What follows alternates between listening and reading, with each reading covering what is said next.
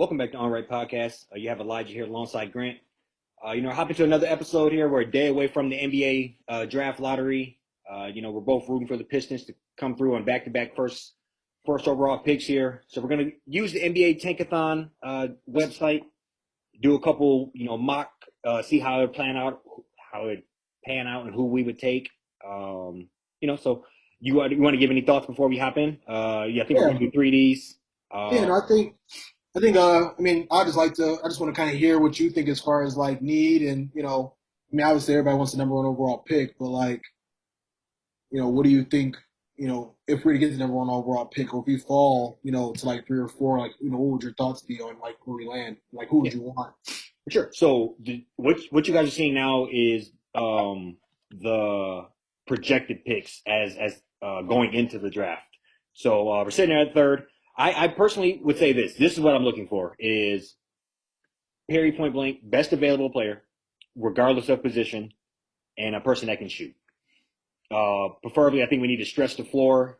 We can see the blueprint of how you build around a player like Cade, and that is surround them with as many shooters, consistent shooters as possible, and the rest is history. So that's personally what I'm looking for. Regardless of how far we fall or where we are, we got to take the best player that's sitting there and the best player that is a certified shooter. Yeah, I agree. I mean, I think, we do land at number one, and I think, who I'd prefer, probably Jabari Smith and then Paolo. Um, I don't. Chet is kind of like up in the air about him as far as game and how it'll translate. But yeah, I mean, I think either with Jabari or Paolo, you're not gonna be able to go wrong with either of them. I would say if I had to choose between the two, definitely would go Jabari just because of I think he has a little bit more versatility to his game and he plays pretty good defense, and I think that would be a good just cornerstone, like you already said, to kind of go along with Cade and let's start trying to go and see about looking to make a playoff run in the next couple of years. So if you wanted me to give players, I would actually mimic the exact same two plays you have. Yep. Jabari Smith, I think he definitely shot over 40% from three this year. I want to Yeah. say 43%. Um, just a great, phenomenal player. And then Bankero, I think he has a very finished game. Freshman who led Duke to the championship game, I believe, or the Final Four. So I think he's cut from a good cloth, and I think he's going to be a very solid player as well. So Yeah. those would be my top two. Yeah. And then just to kind of, before you do a couple of simulations here, I mean, definitely want to be in the top three, but four through eight, I mean, you can't really go wrong with, a lot of other guys on that board. I mean, I didn't realize that Keegan Murray was averaging 26 a game Iowa, at Iowa last year, who's and legit. yeah, I'm a decent Ivy fan. I mean, I'm a big Benedict Mathurin fan. Definitely heard a little bit about Shadon Sharp and how talented he is, but I just obviously want to be in that top three. But it's I've heard this draft people think it's pretty deep. So wherever we end up, I feel like we'll be able to get us a good player going forward. Yeah, no, I completely agree. So just to hop in here with the first one, Yep. we're going to do three of these. First simulation, roll the dice, see how it goes.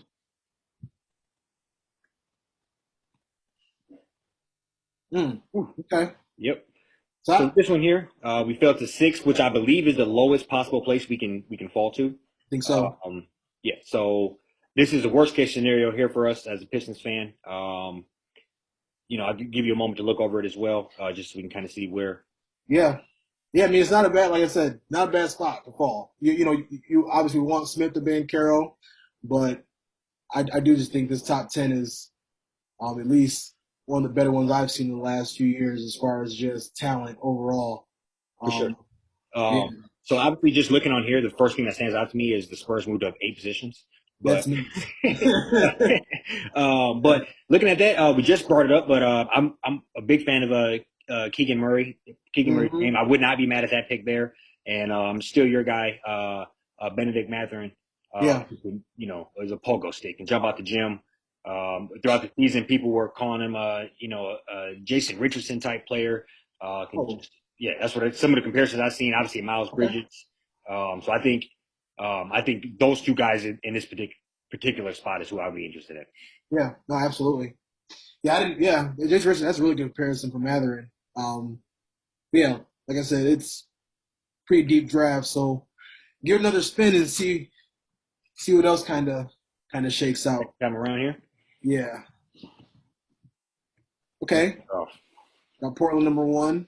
That would actually kind of make sense, or if that did happen for. He's from, I believe he's from he's from Minnesota, but went to Gonzaga. yep. We have a pretty, Big falling out west. yeah, yeah, Yeah, no, I definitely could see him there. Try to, make Dame happy. We'll see how that pans out. I just don't. I just be straight out honest. I don't believe in the guy. Whether he yeah, can turn out to be a decent NBA player, I think is probable, but I don't think he's a franchise altering, big man. I think you're looking at like best case like a Laurie Markkinen. I think. right. Yeah, Yeah, I'm with you. in worst case, you're sitting there looking at Darko. So I think it's not a good risk high reward. But for as far as the Pistons go, Yeah. that's what I would want. I would want him off the board there. Ivy Banchero, that is. Ivy is interesting. I think Hmm. that would be more of just a bet on a run and gun, and not a more of a traditional team. Like let's say we're gonna build the front court, and just Yeah, so that'd be kind of more. I wouldn't be shocked if they went that way, but that definitely would be buying into more of a new school game where, because yeah. typically speaking, they would want we have a primary ball handler, they would want to get somebody else. Now that would be a scenario to where it's like you could just slide him in because right now they had Corey Joseph starting Mm-hmm. next to Cade.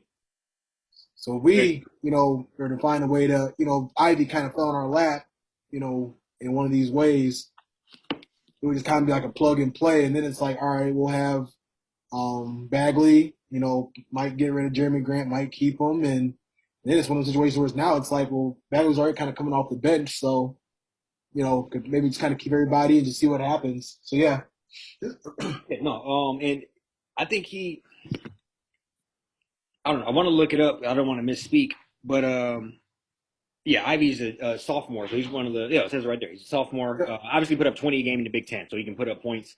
oh The yeah, one thing that a little scares me is he did have some like he had he shot like 37% or something his freshman year in college. So that was a little kind of semi alarming to me. But it got it up significantly amount that second year around. So maybe that was just getting used to Big Ten ball as a young guy. yeah, But that'd be one thing that's like I said, I think we want to stick with the shooters. So right. that's a little interesting to me. Well, yeah. Anything else you want on this one? We got one more spin to go. Uh, no, that's said once again, this wouldn't be a bad spot to land. No, So not at yeah, all. go ahead and give another spin. Yeah. Yeah, I mean, this is probably the only one where I'm like I heard great things about Sharp and just didn't really I probably just need to go and look at some highlights and just see what he's about. Um, I'd probably say out of the top 10, he's probably like the one. I don't really know a whole lot about AJ Griffin either, but I'd probably say like him and I'd probably say him for sure as contact, maybe like that potential wild card. Yeah. Where he's out of squad out for a year, didn't play. Was practicing probably, but like didn't really play, and you go from it's kind of like overseas right to the league with a year gap. But we've seen a lot of people able to come over there, like LaMelo and a couple other players, and make pretty significant contributions early. For sure. I guess and remind me if I'm tripping here, but I think Chet went off the board first in all three of these mocks. Um, so that is I guess the computers are saying he's a sure number one pick. And Yeah, I just once again I just don't believe in it. So looking at if we're looking from a Pistons standpoint, I would absolutely love if the Pacers blew that first pick on him.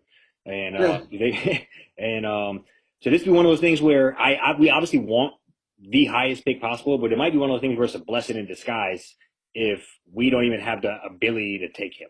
You right, and I wouldn't be mad. yeah, I just wouldn't be mad at it. To keep it yeah. easy for us. And that's how much I believe in him not working out. So, Hmm. but looking at here, the Shaden Sharp, I think it's one of like you said, it's a roll of the dice. He's a highly touted player coming out of Europe, I believe England.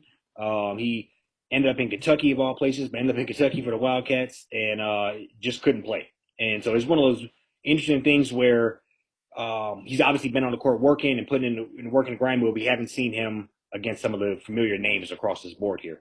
Yeah. And any highlights you find are going to be what, practice or some high school tape. So Mm-hmm. it's kind of a hard to evaluate. But I do know people are very high on him. It could be one of those things that makes me wonder if you played this year, are you still that highly touted? Are you the guaranteed number one pick, or are you um, are you not even in the mix of getting drafted? Is Yeah. the lore of who he could be, is that making him that high in the draft? Is kind of my fear of it, Right. because a lot of all these other guys we got tape on. Whether it's G League tape, you see some of those guys across the board here, or throughout the NCAA. So we do Mm-hmm. see. Another thing is there are no European players that usually sneak up in here. So we'll see if that happens on draft day. So That's a real good call because they don't. Yeah. yeah, we'll see how far the dude is that pop up. New Zealand, there you go. He'd be like the third pick. Yeah, but yeah, Yeah. No, the couple of simulations here. I mean, obviously, 2 out of 3 are out of the top three. It's not very yeah. ideal, but No, we got 2 minutes to go. Let's just give one more roll and see what happens. yeah. Same, third. Okay. Chet again. Yeah, no. So crazy. In production, we got first pick. So that's. Yeah. No, I just think it's we're in that good spot. I mean, the best thing we have going for us is we have already got our franchise guy, and we're looking for Mhm. the icing on the cake and, Yep. and something to catapult us into and hopefully into the playoff picture next year, and then the year after, hopefully a run. And you see how quickly things can turn around. I mean, Yeah. Luka was what, the third pick. The Mavs had the third or fifth pick, like Big four swaps. 4 years ago. Yep, and Yep. they're in the playoffs deep. Conference finals. Yeah. We've seen Charlotte. They made a quick turnaround. Interesting, fun Atlanta. to watch. Yeah, so Yep. you see how quickly things can happen, and I believe in Kate a lot, and I just think one of these additional guys will really catapult us. So Yeah. hopefully we keep out of that sub six or sub under the six. Yeah. Like I said, all it takes is another player and who we already kind of have and how they're developing. Sadiq Bey, Isaiah Stewart. Got some decent guys coming off the bench. Killian was all more comfortable off the bench. So yeah, like you said, you never know. I mean, NBA is a long season. We can get another guy to kind of help Kid out a little bit, and I already know he's going to make a pretty significant jump. And hopefully we can start to get a little closer to that top 8, and then make a run in the next few years. Yes, sir. And we got the live lottery tomorrow, and we'll be back at you Thursday with those results and the rest of round one, or the rest of Conference finals. game ones. Yeah. Yep. All right. Till next time.